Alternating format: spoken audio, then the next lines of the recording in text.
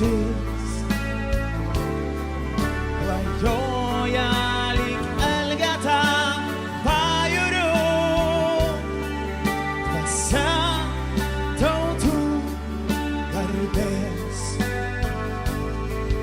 Bet varpas likimo nuaidi vėl, į jūrą šiauši bangas. Sesės iš miego kyla jau, apginti savo garbės.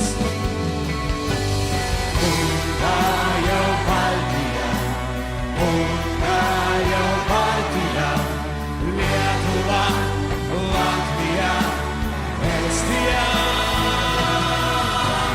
Bunga jau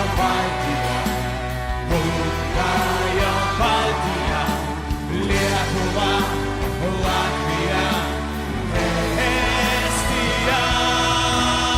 Белорусский народ так под русской оккупацией. Он тоже хочет свободы и нормальной жизни. Белорусы тоже мирные люди всегда, на никого не нападали. Но украинцы тоже. И счастье украинцев, что самая лучшая земля в Европе.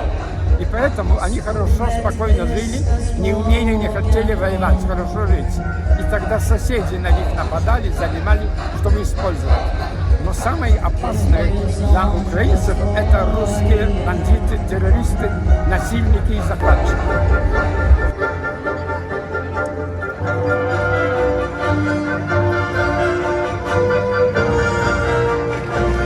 Labas vakaras, mėly Lietuvos žmonės. Baltijos keliui 35. Jauno, bet jau brandaus žmogaus amžius. Žmogaus, kuris tvirtai žino, kas yra svarbu, o ką galima palikti šalikelėje. Taip ir mūsų valstybė tvirtai žino, už kokius principus ir už kokias vertybės kovoja, o ką galima palikti istorijos užmarščiai. Mūsų šventė vadinasi 650 km laisvės. Aš papildyčiau. Dar papildomai 2 milijonai širdžių. Karštai plakančių širdžių. 2 milijonai žmonių, kurie iš įvairių Lietuvos, Latvijos, Estijos vietų sugužėjo į Baltijos kelią, į tą didįjį stebuklą, kad taptų jo dalimi. Kad tvirtai pareikštų savo prigimtinę teisę į laisvę. Ne Ribbentropas su Molotovu, ne Stalinas su Hitleriu apsikniaubę žemėlapį nakties prieblandoje lems mūsų ateitį ir likimą. Mes lemsime savo likimą. Baltijos kelią vadina gyvąją grandinę. Man atrodo, kad tai buvo ir gyvoji siena, gyvasis skydas. Nuo tos bjaurasties ir apnašų, kurios vėlesniais dešimtmečiais kaupėsi į rytus nuo mūsų. Ir šiandien prasiveržė visa savo esybę. Mūsų sesė Ukraina, kuri rytoj taip pat švęs savo nepriklausomybės metines.